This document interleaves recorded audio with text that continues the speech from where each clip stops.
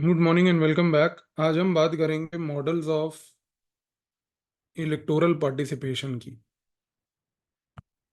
तो देखिए, जब हम मॉडल्स ऑफ इलेक्टोरल पार्टिसिपेशन की बात करते हैं and specifically after having studied the different models, Sartori law, Duverger law, Robert Dahl का पॉलीआर्की और साथ में योगेंद्र यादव की थ्री अपसर्ज थ्योरी, इन सब चीज़ों को मद्देनजर रखते हुए अब हम एक चीज़ पे तो डेफिनेटली आ सकते हैं कि जब हम इलेक्टोरल पार्टिसिपेशन की बात करते हैं तो यहाँ पर अलग अलग थिंकर्स की अलग अलग पर्सपेक्टिव्स हैं।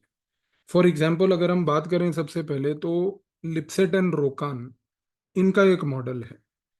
लिप्सेट एंड रोकान का जो मॉडल है उसको हम कहते हैं सोशल क्लीवेज थ्योरी। और ये हम पहले भी चर्चा कर चुके हैं तो आपको ज़्यादा डिफिकल्टी नहीं होगी समझने में, प्रीवियस वीडियोस में बात हो चुकी है। सोशल क्लीवेज थ्योरी का यहाँ पर जो मेन मकसद और मेन ऑब्जेक्टिव है वो क्या है, वो कहते हैं कि हमें सोसाइटी में जो भी सोशल क्लीवेजेस हैं, सोशल डिविजन्स हैं, उनको सबसे पहले तो आइडेंटिफाई करना चाहिए। अब उन्होंने एक्सप्लेन भी किया कि जनरली सोशल डिविजन्स होते हैं जैसे कि रूरल और अर्बन पॉपुलेशन के अलग अलग डिमांड्स। जैसे उन्होंने बोला कि भाई लोअर क्लास लोगों के और अपर क्लास लोगों के अलग अलग डिमांड्स। फिर उन्होंने बोला कि कई बार सोशल क्लीवेजेस होते हैं लैंग्वेज के और रिलीजन के। तो उन्होंने क्या बोला, उन्होंने कहा कि देखिए, आप किसी भी पॉलिटिकल सिस्टम में स्टेबिलिटी तभी ला पाएंगे जब आप सोसाइटी के डिविजन्स को और सोसाइटी के क्लीवेजेस को आइडेंटिफाई करेंगे। इन आइडेंटिफाइड सोशल डिविजन्स को एड्रेस करने के लिए जो पॉलिटिकल पार्टीज हैं, वो पॉलिटिकल पार्टीज आकर पहली बात तो इन डिविजन्स को फिल करेंगी और इससे डेमोक्रेसी डीपन होगी। डेमोक्रेसी डीपन क्यों होगी? वो इसलिए होगी क्योंकि जब आप सोसाइटी में अलग अलग प्रकार के डिविजन्स आइडेंटिफाई करके रिजॉल्व करोगे तो एक चीज तो तय है कि ग्रेजुअली सोसाइटी स्टेबल होगी। क्योंकि अगर मान लीजिए कि लैंग्वेज एक डिवीजन है, उसको एक पॉलिटिकल पार्टी आइडेंटिफाई करके एड्रेस करती है, या मान लीजिए रिलीजियस लेवल पर कोई चैलेंज है या कोई इशू है, कोई पॉलिटिकल पार्टी उसको आइडेंटिफाई करके फिल करती है, तो वहां पर जो उस पर्टिकुलर सोशल डिवीजन की वजह से केओस हो सकता था वो स्टेबलाइज हो गया। वो चीज यहाँ पर मटीरियलाइज नहीं करी। लेकिन हमें एक चीज समझनी है, और वो ये है कि ये जो लिप्सेट एंड रोकान का पूरा मॉडल है, इस मॉडल में सबसे बड़ी प्रॉब्लम क्या है? प्रॉब्लम ये है कि ये मॉडल जो है वेस्टर्न कंट्रीज के कॉन्टेक्स्ट में और यूरोपियन मॉडल्स और यूरोपियन कंट्रीज के जो क्लीवेजेस हैं उनको बहुत इजीली एक्सप्लेन करता है। पर इस मॉडल में सबसे बड़ा जो लिमिटेशन है वो ये है कि ये मॉडल किसी भी तरीके से जो पोस्ट कॉलोनियल सोसाइटीज हैं उन क्लीवेजेस को कैसे एड्रेस किया जाए उसको बेसिकली एक्सप्लेन अच्छे तरीके से नहीं कर पाता। क्योंकि यहाँ पर जो है वो क्लीवेजेस बहुत अलग है। यहाँ पर क्लीवेजेस जो होती हैं पोस्ट कॉलोनियल सोसाइटीज में एथनिसिटी की होती हैं, कास्ट की होती हैं। यहाँ पर बेसिकली जो है सेपरेटिज्म की होती हैं। तो यहाँ पर प्रॉब्लम क्या है कि ये जो मॉडल एक यूरोपियन सेंट्रिक थॉट प्रोसेस के लिए बना था, वो मॉडल पहली बात तो हमें किसी भी तरीके से यहाँ की पर्सपेक्टिव्स को एक्सप्लेन करने में हमारी मदद नहीं कर। तो इसका हमारा कंक्लूजन क्या निकलता है कि ये जो लिप्सेट प्लस रोकान का मॉडल है, it is definitely not a universal model. While it is one way of looking at how electoral participation happens, how electoral democracies function, but it is definitely not a universal model because it does not explain how in post-colonial societies these things will materialize. इसी चीज को improvise करने के लिए फिर हमने अभी थोड़ी देर पहले प्रीवियस वीडियोस में कुछ चर्चा की थी मॉरिस डोवेर्गर की डोवेर्गर लॉ।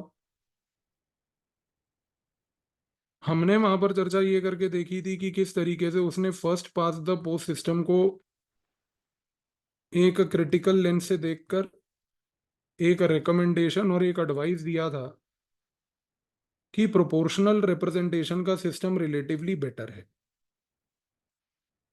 और यहां पर उसने किस तरीके से ये समझाया था कि भाई जो प्रोपोर्शनल रिप्रेजेंटेशन सिस्टम है वो अपनाना चाहिए। इसी पॉइंट को मॉरिस डुवेरगर के अगर किसी व्यक्ति ने और डीपली एक्सप्लेन किया है तो उनका नाम है आरेंट लिफार्ट। आरेंट लिफार्ट का एक कॉन्सेप्ट हमने पहले चर्चा की थी, अगर आप लोगों को प्रीवियस वीडियोस याद होंगे। कॉन्सोशिएशनलिज्म।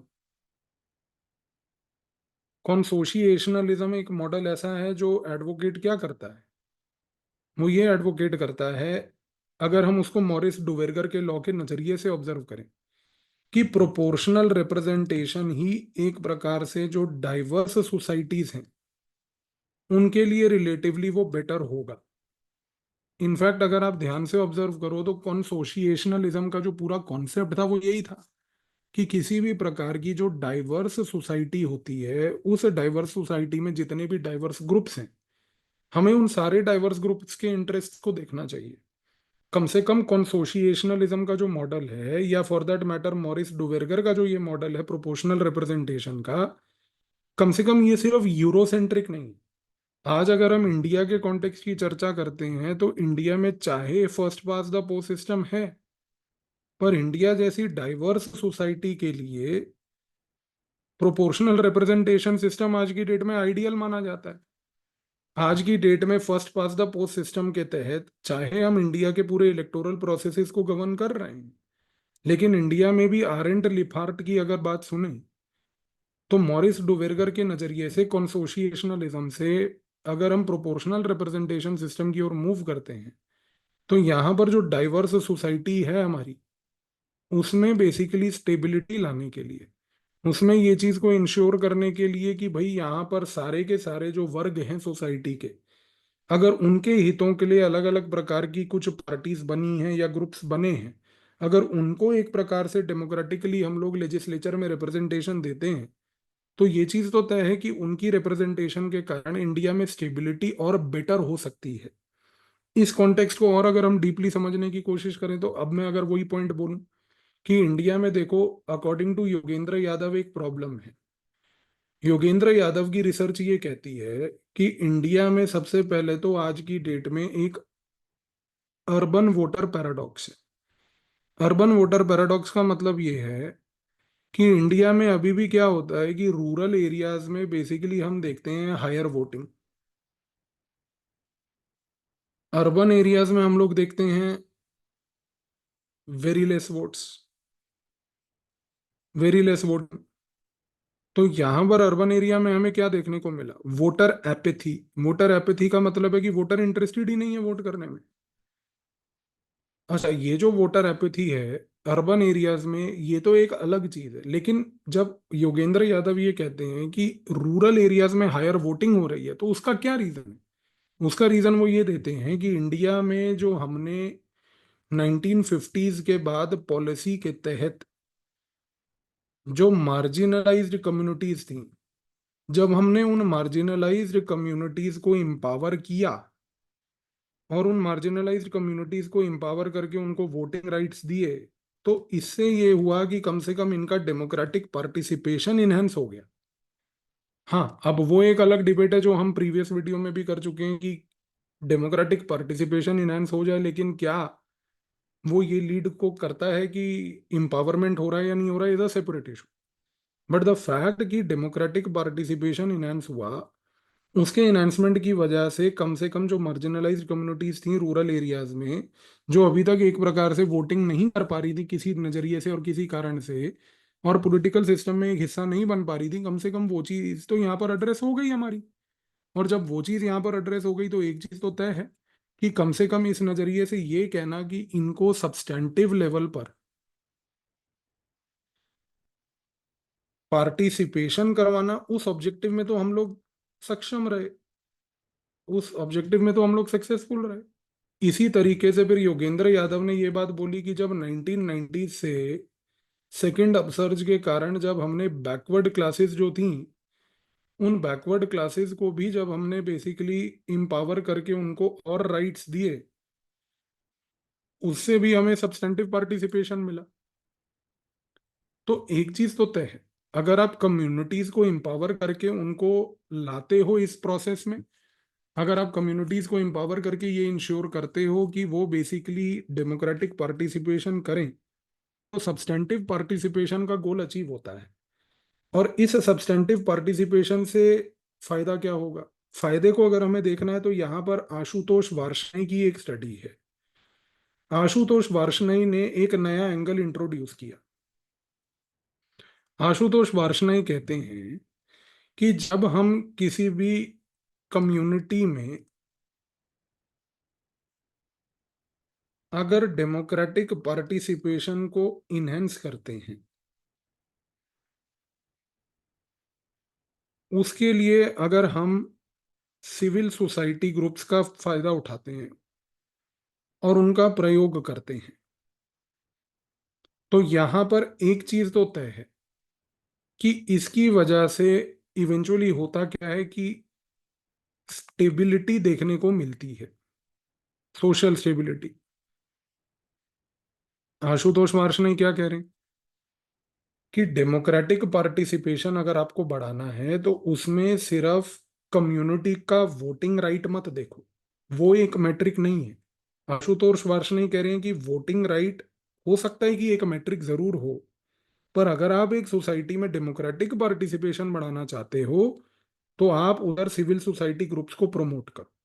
आशुतोष वार्ष्णेय ने इंडिया में अलग अलग हिस्सों में रिसर्च करके बताया कि जहां जहां पर हिंदूज और मुस्लिम्स रहते हैं और उन एरियाज में जहां जहां पर एक स्ट्रॉन्ग पावरफुल सिविल सोसाइटी है और ये सिविल सोसाइटी जो है वो वर्क कर रही है मीनिंगफुली एक डायलॉग बिटवीन दोनों कम्युनिटीज के, वहां पर हम देखते हैं कि किसी प्रकार के कोई रायट्स, किसी प्रकार का कोई वायलेंस कभी नहीं हुआ और वहां पर in fact social stability relatively better रही।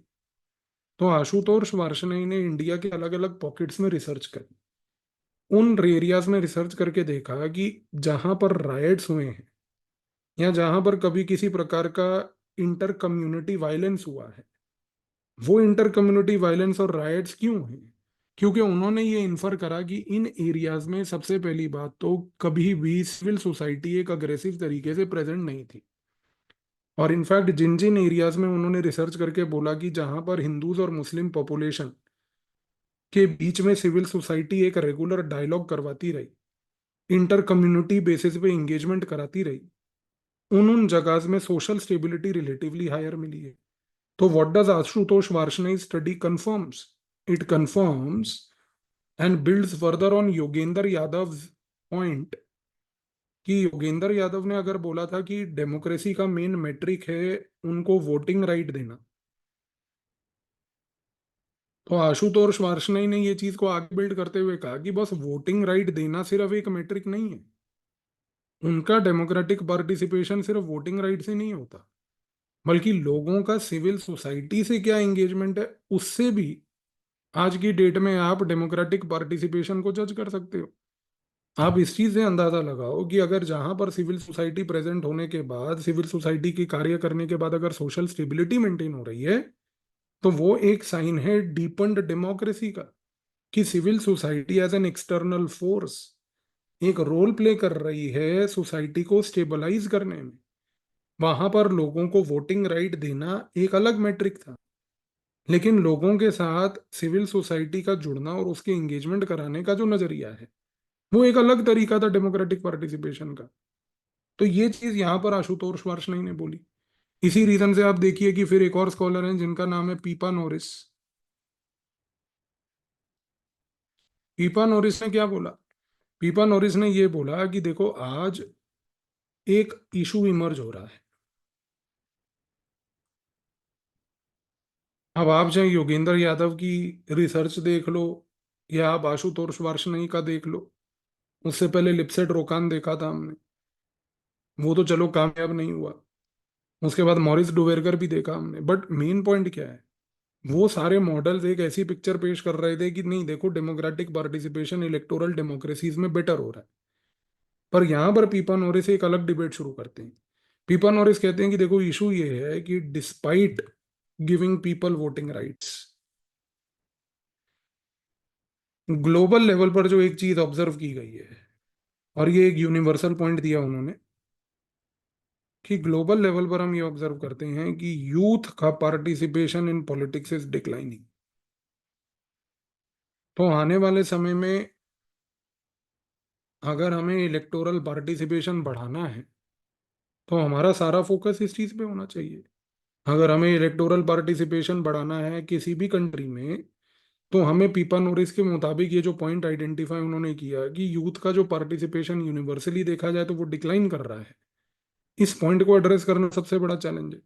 और यही पॉइंट को इंडिया के कॉन्टेक्स्ट में सुदीप्ता कविता राज ने बोला कि ठीक है, एक जगह जब योगेंद्र यादव इस चीज की बात करते हैं कि इंडिया में मार्जिनलाइज्ड कम्युनिटी को वोट करने का पावर मिल गया,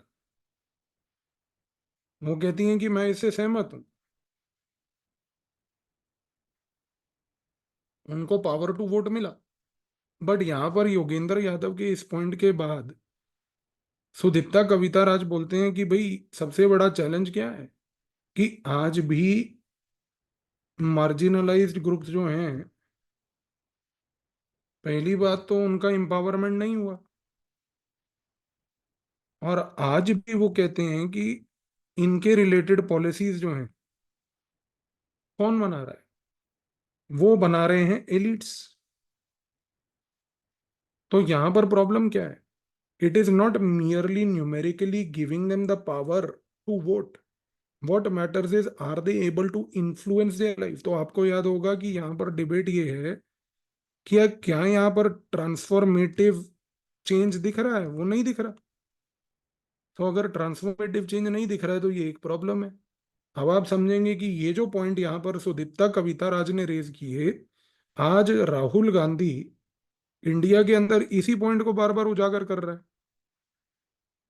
जब राहुल गांधी ये बात कहता है पॉलिटिकली कि भाई आपने कितने दलित लोगों को डिसीजन मेकिंग सेंटर में बिठाया, आपने गवर्नमेंट ऑफ इंडिया में कितने सेक्रेटरी जो हैं मार्जिनलाइज्ड कम्युनिटी के बनाए, तो हाईलाइट करने की कोशिश ये कर रहा है कि मार्जिनलाइज्ड कम्युनिटी के लोगों को रिजर्वेशन देना is not the issue, unless वो सेक्रेटरी बन के पॉलिसी बना रहे हैं तब तक ये उनका ट्रू एम्पावरमेंट नहीं होगा।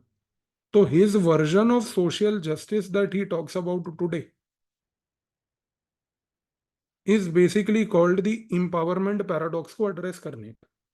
थोड़ा सा इस नजरिए से चीजों को अखबार में ऑब्जर्व करना शुरू कीजिए। आप पॉलिटिकल साइंस के स्टूडेंट हैं, आपकी अंडरस्टैंडिंग इस नजरिए से होनी चाहिए। तो आप समझ रहे हैं कि सुदीप्ता कविता राज का ये पॉइंट हाईलाइट हो रहा है राहुल गांधी के सोशल जस्टिस डॉक्ट्रिन में। तो ये चीज यहां पर हम कहने की कोशिश कर रहे हैं कि आज पीपा नोरिस हो या सुदीप्ता कविता राज हो, इन दोनों ने हाईलाइट करा कि आने वाले समय में इलेक्टोरल डेमोक्रेसीज में और क्या क्या चैलेंजेस आ सकते हैं। आई होप ये आपको क्लियर हो गया होगा और आपको ये चीज क्लियरली समझ आ गई होगी। मिलते हैं नेक्स्ट क्लास में नेक्स्ट वीडियो के साथ।